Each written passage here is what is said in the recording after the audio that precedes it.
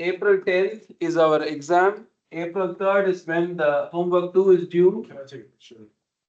And April 8th is when the computer programming assignment is due. It's all been posted on Canvas. Please take a look. And this quiz you can complete and provide it to me first thing on Tuesday's lecture. All right, thank you.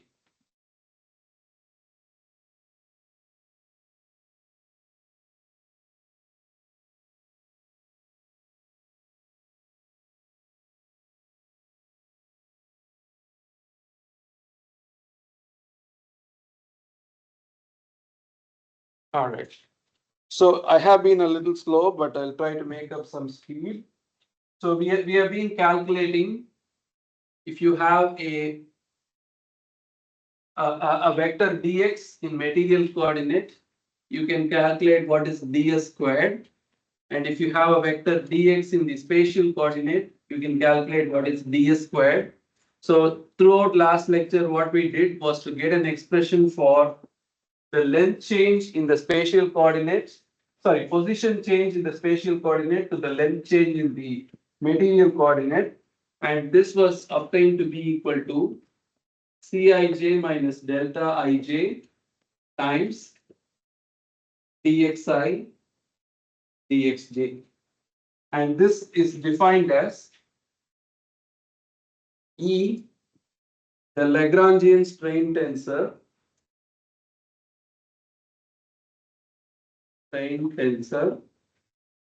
E is equal to half of C minus unit tensor.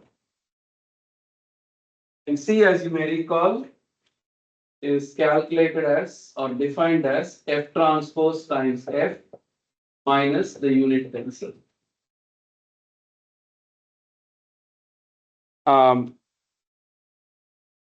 So when we wrote F, we write that as Fij, Ei, Ej. This is what we always have written. And in the last lecture, I also kind of went over this and write F transpose would be Fij with the dyad sequence reversed. So if you compute from this F transpose dot F, how would that proceed? That would be Fij, Ej, Ei dot. So first I have F transpose, which is the dyad sequences Ej, Ei dot. I need to do F, which I'll call F K K EK material. So this is going to be what? Fij and Fkk are scalars. So I can just write them together here. Fij, Fkk. I have Ej, Ei dot EK material. So if you do this right, if you understood the transpose right, you don't have to do any magic or any unknown operations here. The sequence will naturally come out. And what is Ei dot Ek in the spatial frame? Delta Ik, right? Delta Ik. So here we are, Fij, Fik material, Ej, Ek material. So this is, so what is the dummy index here? I. Spatial I is dummy because that's repeating. So this would be Cjk. If you don't like Jk, you can call it Ij, which is what we will get here. Okay. So this was something we relearned last time. Then we also saw, suppose we consider a special case, dx in general could be dx1, dx2, dx3, but we'll consider the special case. It is just dx1, 0, 0. That is, it's like a element that is aligned that is aligned along direction 1, that is just lying along direction 1. So now we are going to subject this to a deformation. So what would be ds squared? Ds squared would be dxi, which is nothing but dx1 squared. I mean, this length squared is, there is only one length. There is no other component. So it's just dx1 squared. And you can also consider, suppose, a position change dx, which is written as dx1, 0, 0.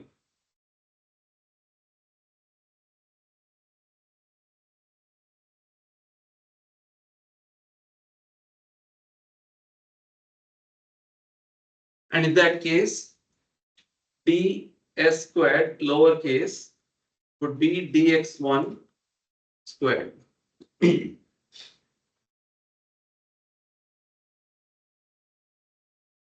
So obviously ds over ds, which is defined as the stretch along direction 1, this is dx1 divided by dx1.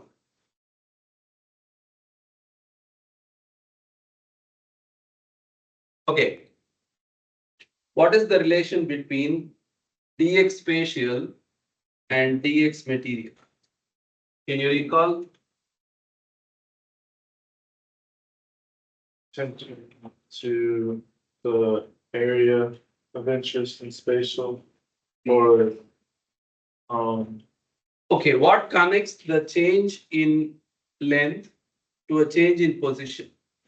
Think back to what is the primary relationship between x and material x.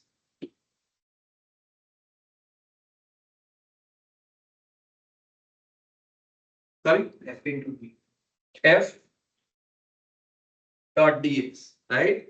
That is, you can write dxi is fij dxj. That is what, this is the definition of deformation gradient, right?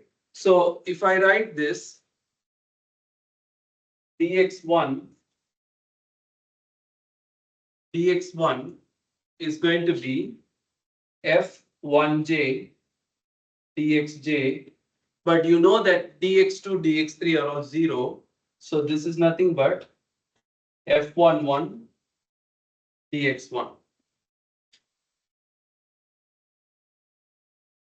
f11 dx1.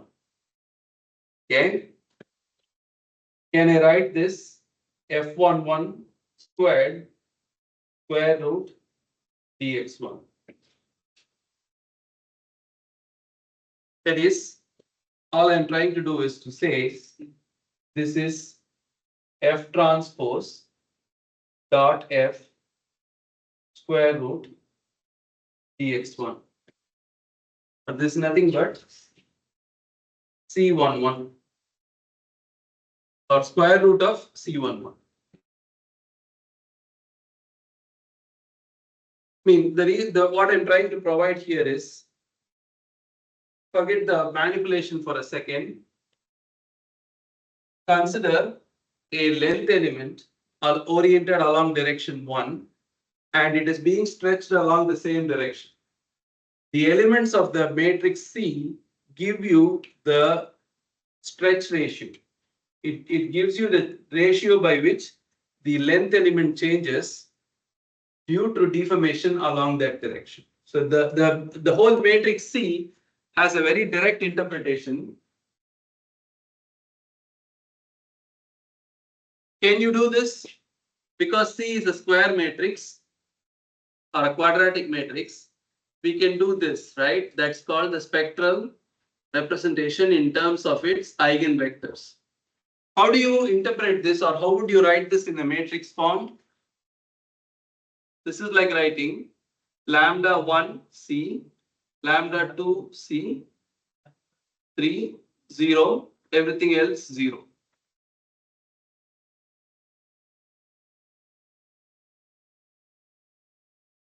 What this means is, if you view this deformation along the three eigen directions, any arbitrary deformation or any arbitrary stretch, not deformation, stretch, is just a length change if you view it along the principal directions. In your spatial frame or in your reference frame, material frame, it may look like a very complicated loading. But when you express the same along the eigen directions, it reduces to purely axial, either compression or tension, depending on whether the stretch is positive or negative. Okay. So you see the footnote. See the footnote on page 89. I'm going to read it to you. The footnote says an important point in keep in mind is that all symmetric tensors C have a principal orientation. This means that every shape changing deformation, including shear, is equivalent to 3 direct stretches along some set of orthogonal directions, which are the eigendirections. Okay, the whole point of doing this sort of tensor analysis is to reduce your deformation, which comes from here through the deformation tensor.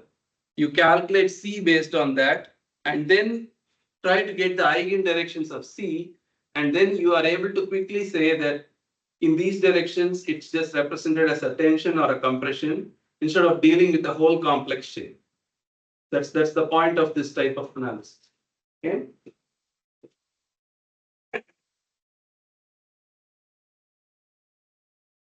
So we also saw one more aspect here.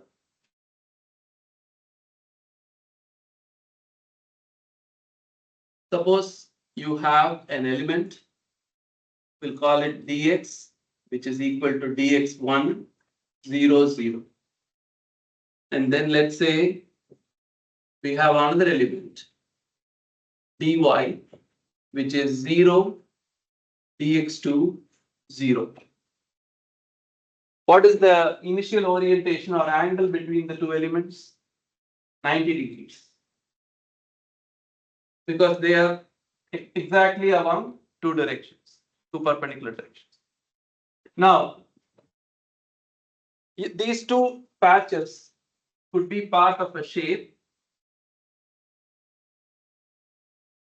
Okay. And suppose you apply a loading which is in this direction. Just for discussion, just to put it, you have a cube and you pick an arbitrary direction and apply a shear force or a compression along this direction. Both these elements are going to undergo length changes, or they are going to be stretched or compressed. What will happen to the angle between them in general? Will it stay the same or will it not stay the same?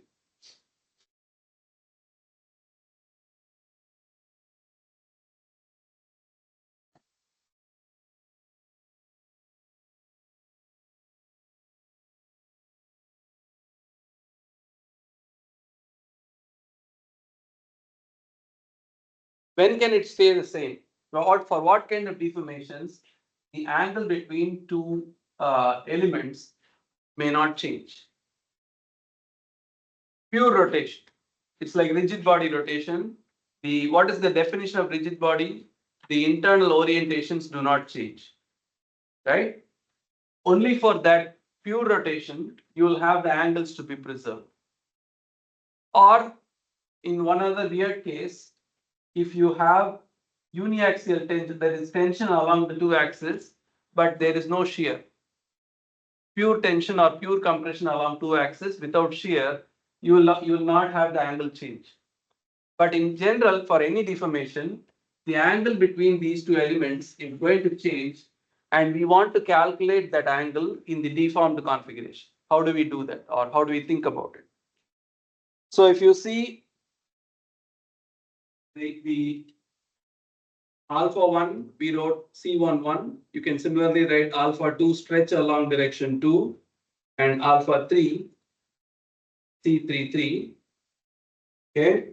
These are essentially elements of the C tensor. Okay. Now you can write, I'm going to write it here.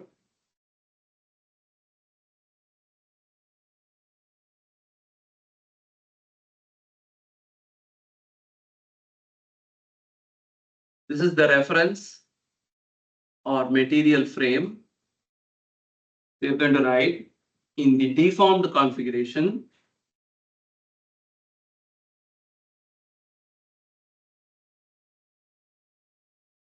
We want to calculate dx is mapped onto the vector dx and dy is mapped onto the vector dy. What is the orientation between dx and dy? That's the question. After deformation, your initial elements, they would have changed shape or orientation. What is the angle between them? You would calculate that by thinking about dx dot dy.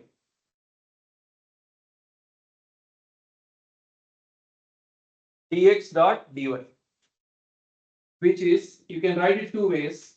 You can write this f dot dx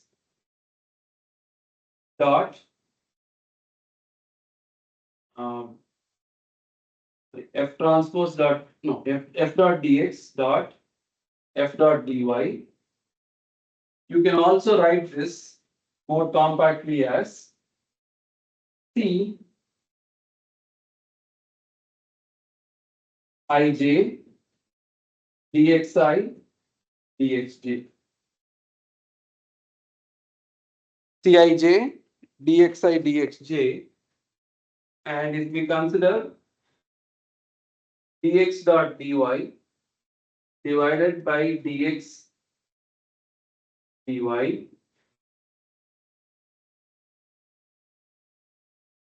you're going to get Cij dx dj divided by, now remember your dx is only along the x direction.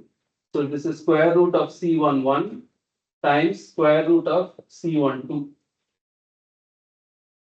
Sorry, C2.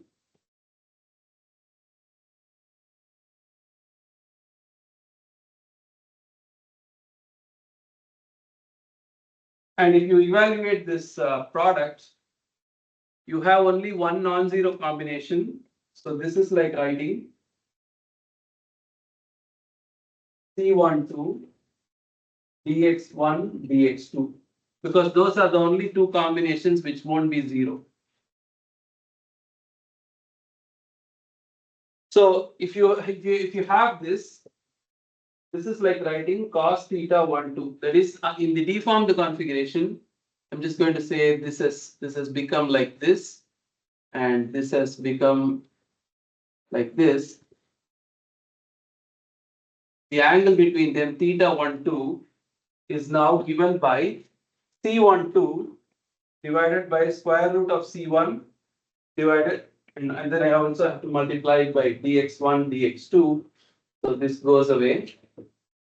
So these stretched components are the ones that determine the angle between the two elements. Again, to kind of quickly see what is the purpose, you might have elements that are along a line or that may have some initial angle or some orientation. You may subject this to a deformation which is described by F and encompassed by C. If you know the components of C, you can calculate the final angle between them. So if you have two lines that are initially perpendicular or initially 45 degrees with respect to each other, you know the components of C, you can predict what will be the final angle between them after the deformation. Okay. Again, the homework has several problems that you can try with this idea. whenever you see C appearing, you have to think it has to do with how line elements change their orientation due to a deformation. Okay. I would also ask you to review page 88, which I asked you to do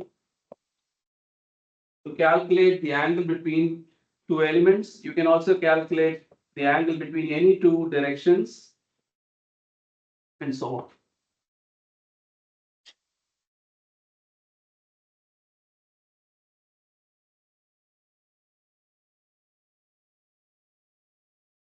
So all of this description, to write out a summary here, we started with F and we went to C, okay, and from there we went to what is called as the Lagrangian strain tensor, which is half of C minus I. So question to you, is E a material tensor or a spatial tensor? E, this quantity, Lagrangian strain tensor.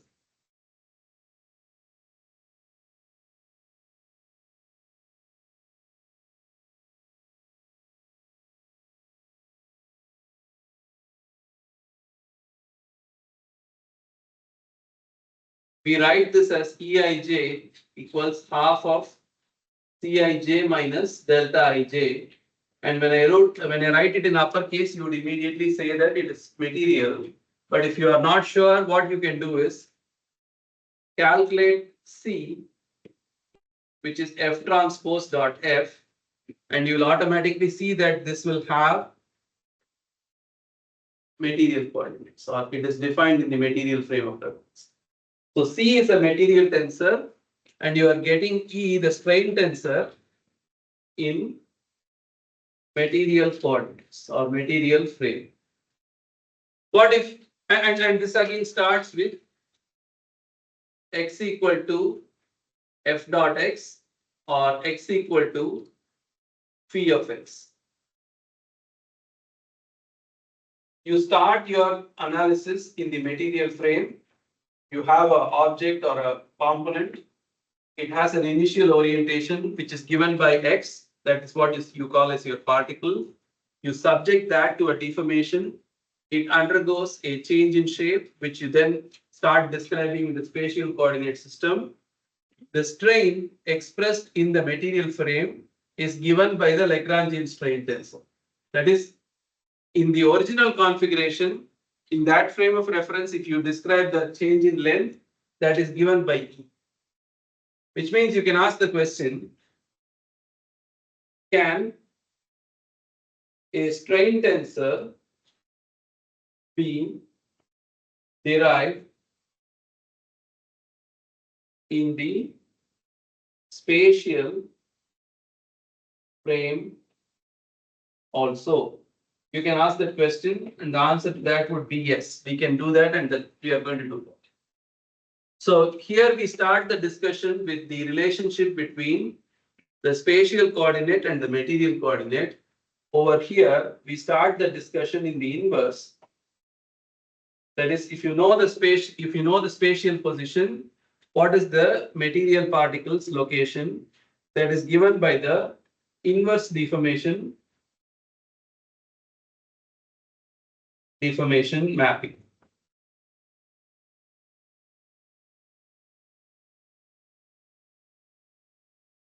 Okay, so part of your computer programming assignment, F is given to you, you would get C, U, R, V. Now you can also add E to that list. And we are going to add one more tensor to that list. We call it E lowercase with 2 bars, like the strain tensor now in the spatial coordinate system.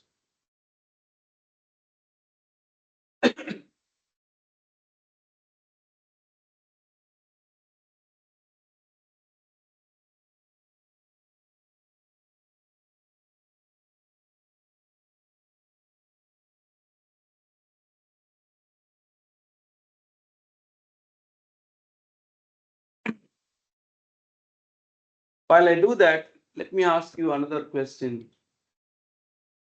How do we make the decision which coordinate system to use to describe your mechanics or your problem or your deformation. What's the principle or rule to follow?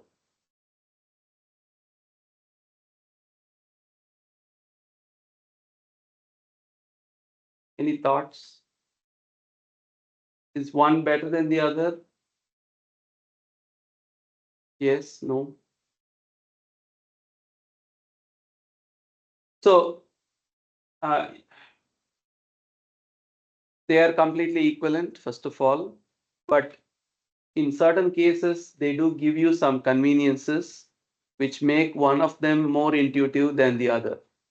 I told this before also, whenever you're dealing with finite deformations which are not time dependent, as in a solid, we stick with the material frame of reference because you had a particle, it had an initial shape. The odds are the deformation that you're going to do will only make small changes to the shape of the particle, so it will produce a strain and it will have a finite time over which this happens. So you don't have to deal with rate, you deal with actual strain. If you're doing this for a fluid, fluids continuously deform when you subject them to shear force. How do we know? That is the definition of a fluid.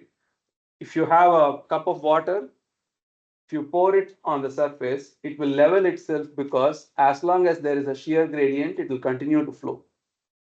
So in that case, the rate of deformation is what is more important, not the strain value. So in that case, we stick to a spatial coordinate system. Okay, so until it feels intuitive, you have to keep reminding this to yourself. Okay. All right, spatial strain tensor. So if I write dx is equal to f dot dx, I can also write dx is f inverse dot spatial. Are you okay? Seem like you are fainting. Need coffee?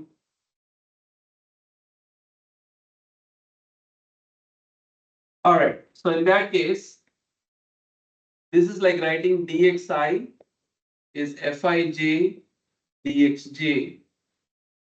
And in this case, this would be dxi equal to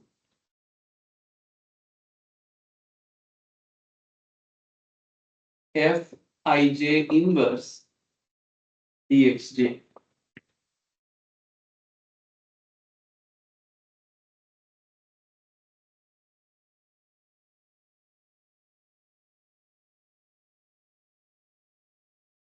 You can go through the similar steps. We can write ds squared is dxi dxi. And what is dx? You can write this is fij inverse dxj fik inverse dxk. Actually, they use I and j. I will also stick to that.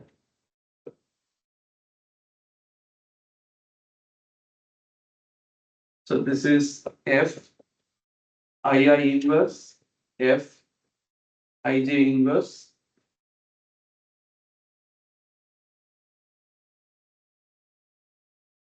dxi dxj. I'll give you a minute. Why did we write it like this? If you understood that, then this step is okay for you. Can you take a minute and convince yourself why this is okay to write?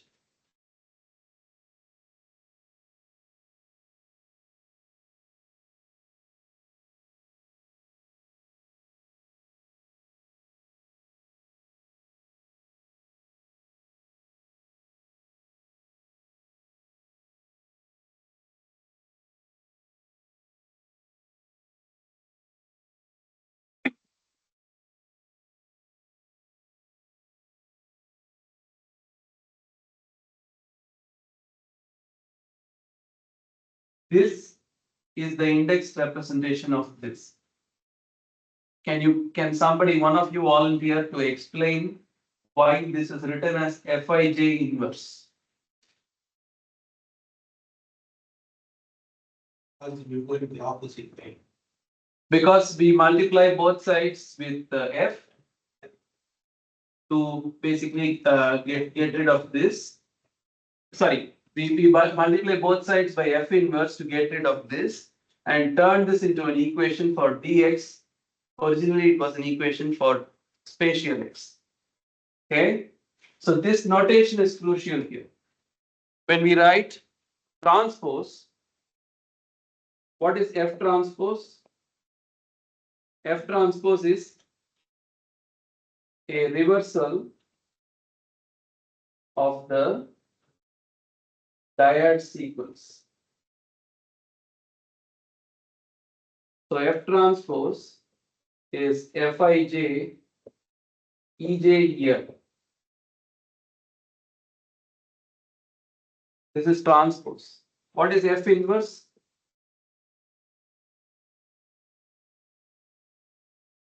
F inverse is a reversal of the index sequence.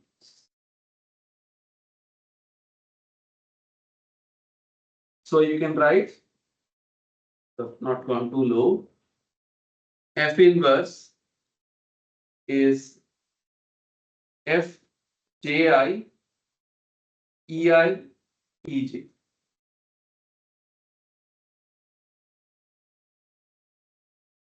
So that when you multiply F dot F inverse, we all know that even without doing the operation, we should get an identity tensor. Right? So we should ensure that actually what we can try doing is take F, you can write F11 etc. like the 9 components, and then this is the inverse. So then reverse the index and invert it. You should be able to multiply those two and get 1 or unity along the diagonal lines. This is something you can easily check. If this step is not clear, then what all the steps we do later will look sort of magical instead of making sense. Okay, so things to reinforce. What is transpose? Reversal of the dyad sequence. What is inverse? Reversal of the index sequence to get unity. Is F transpose multiplied by F unity? F transpose dot F, is that unity? Is F inverse dot F unity? Inverse is, it's literally like your multiplicative inverse. You say the inverse of 4, what's the inverse of 4? 1 by 4 to get unity. So it's always geared towards getting unity. F transpose and F do not share that relationship necessarily all the time. We just saw that here. C is defined as F transpose F. Why would we bother to define C if F transpose F is always going to be unity? Okay.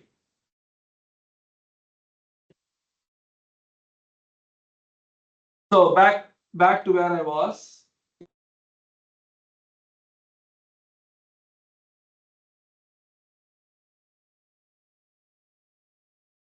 So here is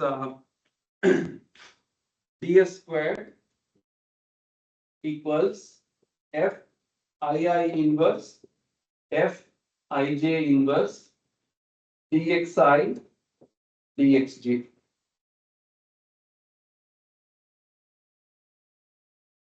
Is this quantity a scalar, vector, or a second order tensor? Or is it a mixed tensor? Can you comment what is the rank of this expression?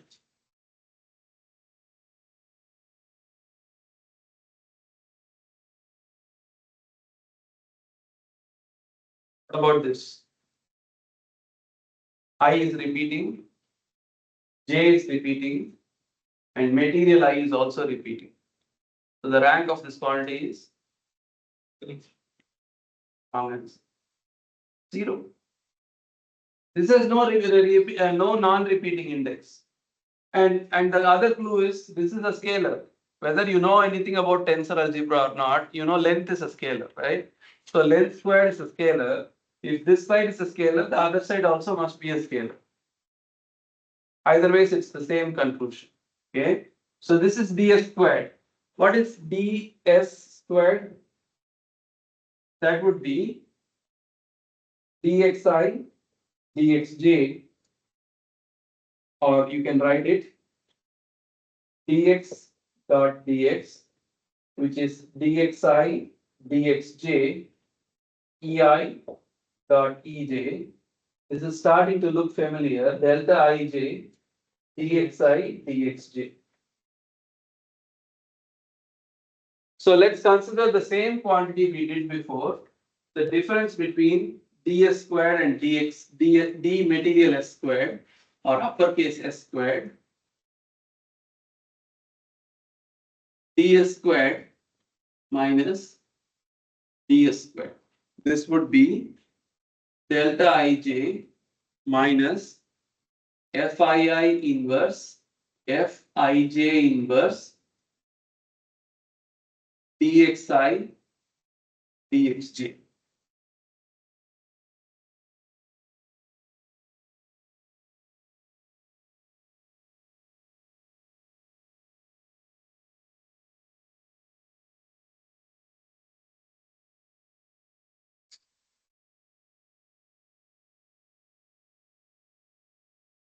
And you may have guessed it right. We are going to call this delta ij. What is the rank of this expression? Fii inverse, Fij inverse. Rank. What is it, a tensor, second order tensor, first order tensor, material tensor, or spatial tensor? Second order. Second order, is it spatial, mixed, or material tensor? Spatial, because uppercase I is repeating, I and j are non-repeat. So we'll call it minus bij, and we'll add the inverse sign and write this is dxi dxj. Introducing b such that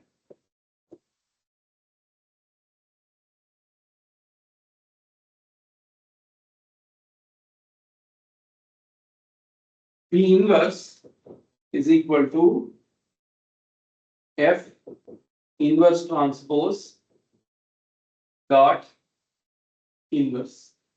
A very weird way of writing it. If you take the inverse of both sides, this is b inverse inverse is equal to f inverse transpose dot f, the whole thing inverse. So this would be b is f transpose dot f.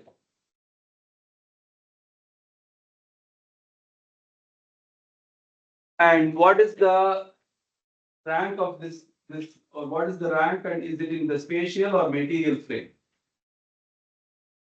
It's already in the spatial frame. We gave away that clue. You can check that. How will you check?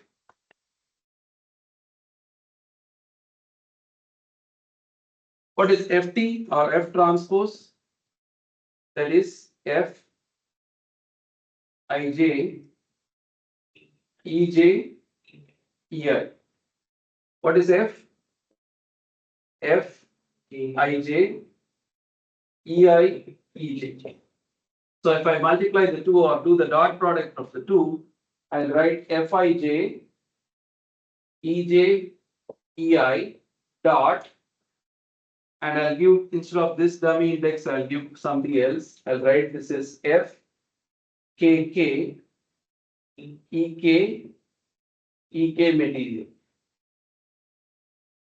So you can see where this is going.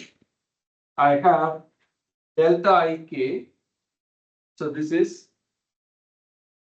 Fij Fik EJ EK EJ EK. Is that correct?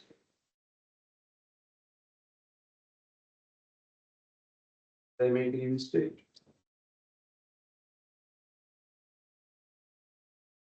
F transpose dot F in the first.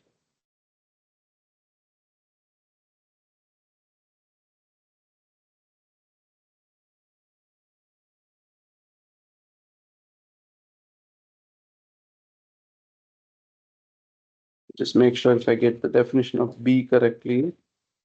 You know, it is B equals F of T. Oh, B equals F of.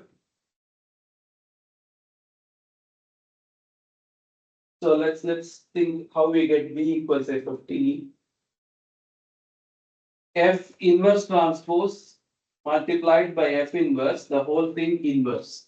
How do you expand that?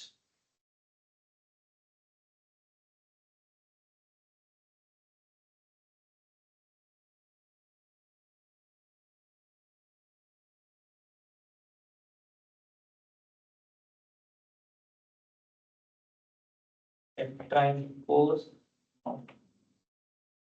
divided by F transpose and Sorry, come again? F inverse of transpose divided by F inverse of transpose and F. And we follow that. Um,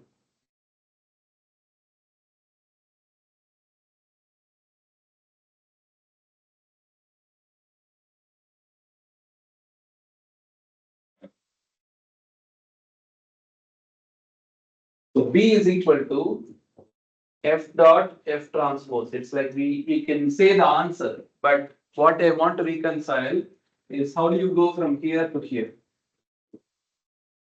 Do we need any identity from before?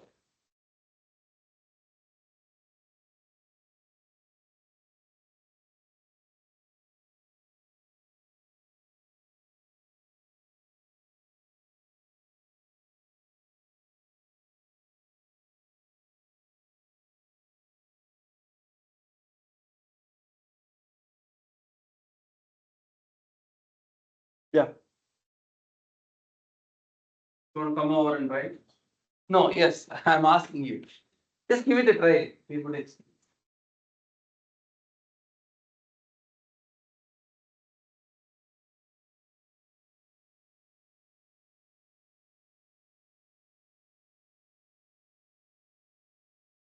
Yes, please.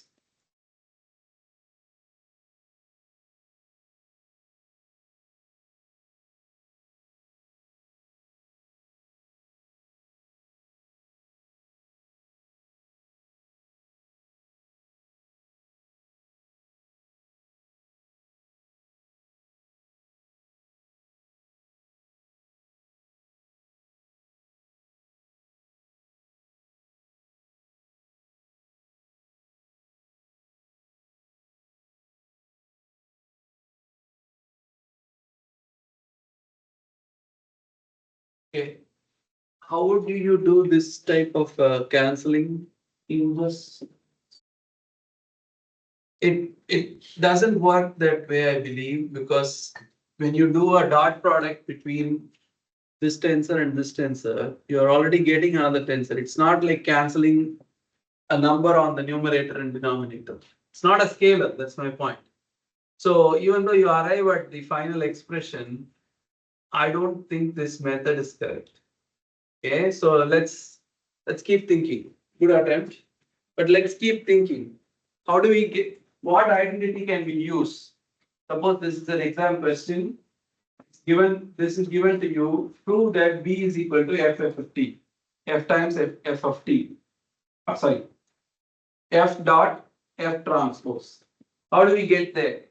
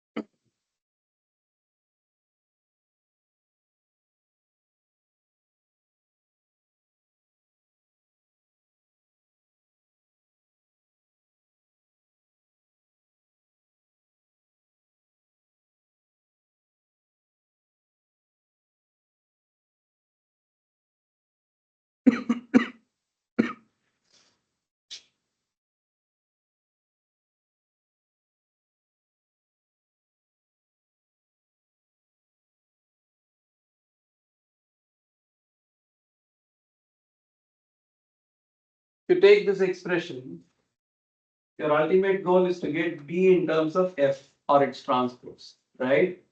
So you have an inverse here. What is the first thing you could do? You need B to come to the other side. So what you did, like doing the reciprocal, that's not how you do it. You multiply both sides by B, whatever B is. So if we start with the B inverse, okay, this is equal to F inverse transpose dot F whole, sorry, F dot F inverse, the whole transpose, I'm sorry, the whole inverse. So let's multiply both sides by B.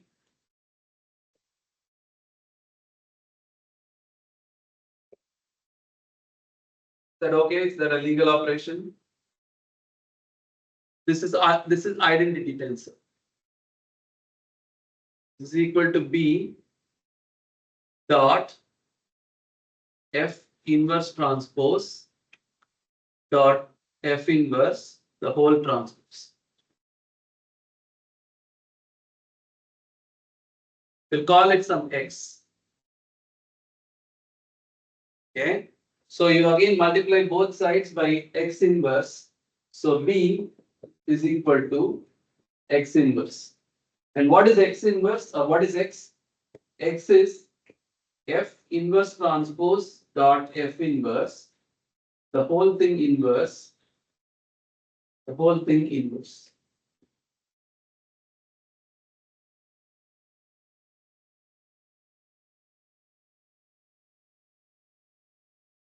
Okay. Can we write this as F inverse transpose dot F inverse? Can we write it like that? Yeah. Like AB inverse is equals to B inverse into A inverse, right? Okay. So A dot B Is inverse B inverse dot A inverse, yeah. dot A inverse. So if we prove this identity, then actually we can start right here. That identity is proven. Yeah, in one of the homeworks, right? So this is like writing B inverse, I mean, just to avoid confusion, I'll write this as A times B. And our B here, B inverse, is F inverse transpose dot F inverse. So what you need to do is, if you want B, you need the inverse of this, which is to switch the order and apply the inverse again. So switch the order, you get F, remove the inverse, inverse and inverse go away, dot F transpose. Did that sequence make sense to you? We use this identity to go from B inverse to B. So B is FFT. Now coming back here, if B is F dot FT, this is Fij EIEJ dot FIJ. F, we'll call this FKK, transpose is EK spatial. So this is Fij FKK EJ dot EK. So this is EI EK delta JK. So this is Fij FKJ EI EK. Now tell me, what is the order of this pencil? 2. You have two non-repeating indices, J, sorry, wait, I missed something. This should be IJ, this should be KK. No, KJ.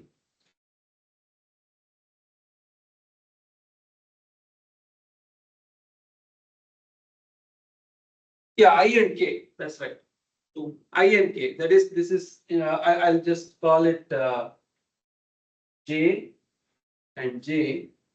So this is repeating index is J, so that goes away. This is non-repeating I in spatial coordinate and non-repeating J in spatial coordinate, making this a second order spatial tensor.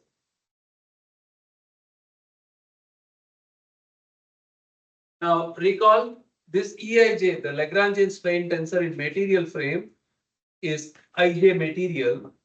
The same strain tensor in spatial form, this is BIJ,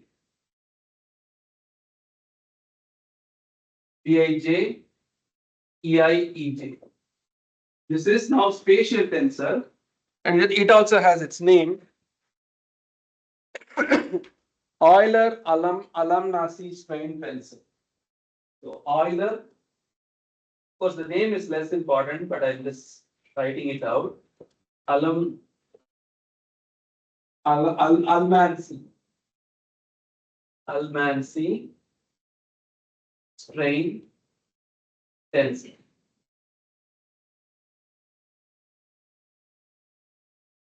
Without going through the same exercise about orientation, can you tell me what is the interpretation for this tensor B? What would be the interpretation? If C allows you to calculate the relative change in orientation between two elements. Initially, they are at some angle in the material frame. After the deformation, they have an angle in the spatial frame. It allows you to calculate that angle. The tensor B allows you to do the exact same thing, but here you are initially in the spatial frame, and then you are asking for what is the change in the material frame, or a change in angle expressed in the material frame. That's the purpose of B. I just want to remind you one more time, which frame of reference to work in. Should it be the material or spatial? How do you make that choice? It's a matter of convenience for the chosen problem, which could be in a solid situation or a fluid situation.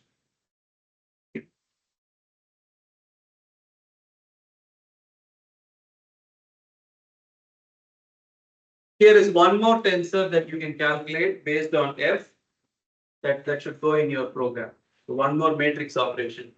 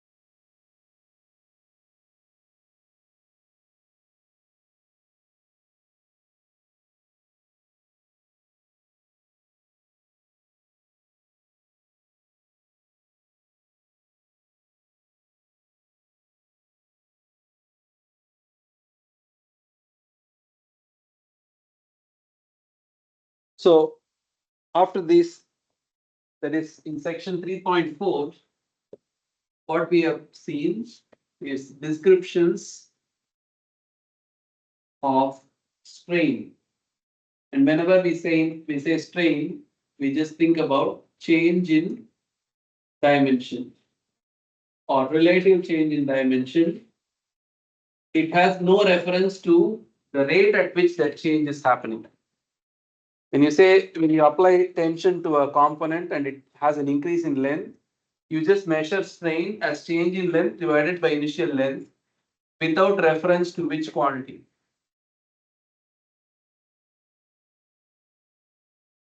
Suppose you have a universal testing machine You put a steel or a concrete or whatever component and you compress the component and then you measure the change in length and divided by the original length is your strain. What is the one detail that I'm skipping intentionally in this sentence?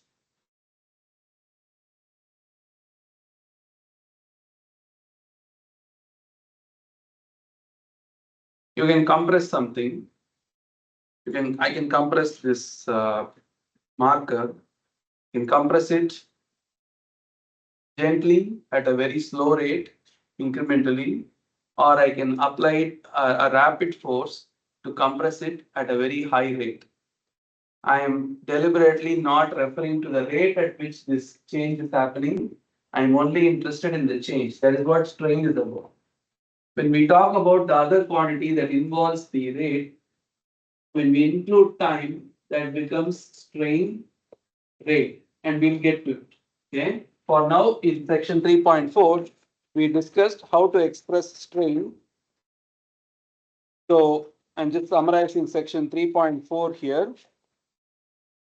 The concepts we saw: deformation gradient, which you now are fairly familiar with. We talked about volume changes, area changes, and then length changes.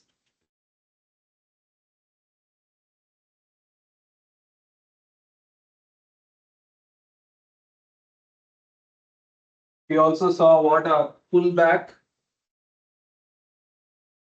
and push forward operations, which is like a mapping between one frame of reference to the other. We saw the polar decomposition theorem, which if I ask you to say in simple words, what will you say? It's like writing any deformation is the sequence of a rotation followed by a stretch, or a stretch in spatial frame followed by a rotation. We saw all this. And then we talked about strain in material frame, that is E, Lagrangian strain tensor, and in spatial frame, we called it B, which is the Euler Almancy strain tensor. Don't worry about the name, but the whole sequence that you can see here is there is F. What is in which frame of reference is F defined? Did I hear spatial?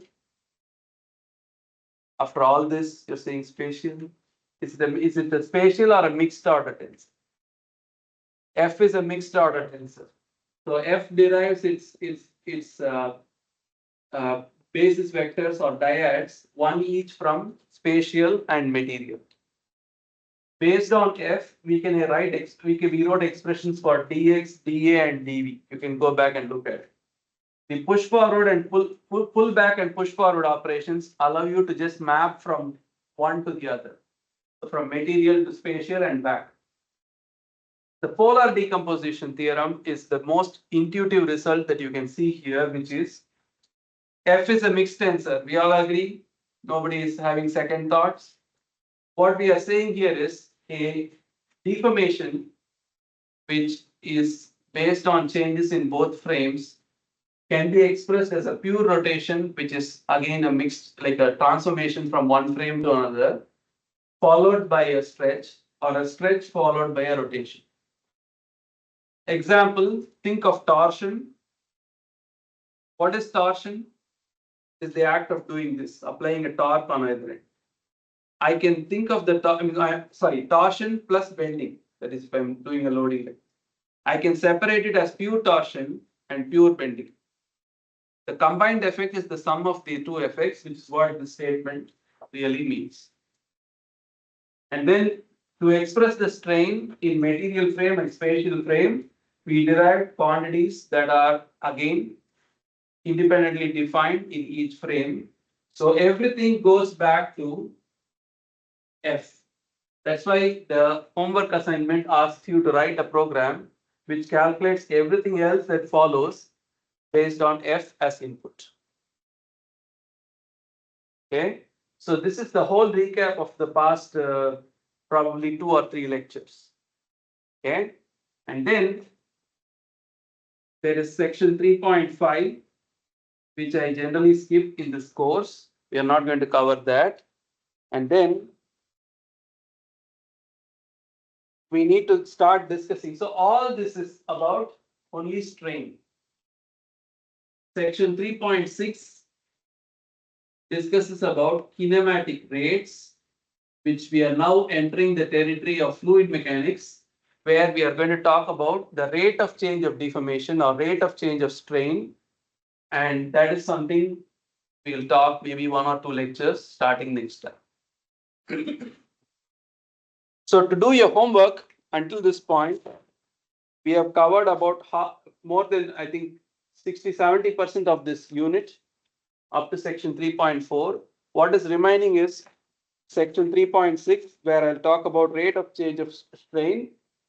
And that includes the last topic, which is Reynolds transport theorem, which is a quite interesting and useful result. And if all goes well, we should complete our topics by next Thursday, which will give you 1 week in between. So what I hope to do is, I know I said the homework is due April 3rd. What I could do on April 3rd is have like a study session where we meet in the class and we do sample problems that are not in the homework. So additional problems in addition to the homework. Okay. Your homework is due April 3rd. Please remember that and make your submission ready. Any questions? No? Okay. So instead of starting the new topic now, we'll start fresh on Thursday. Thank you.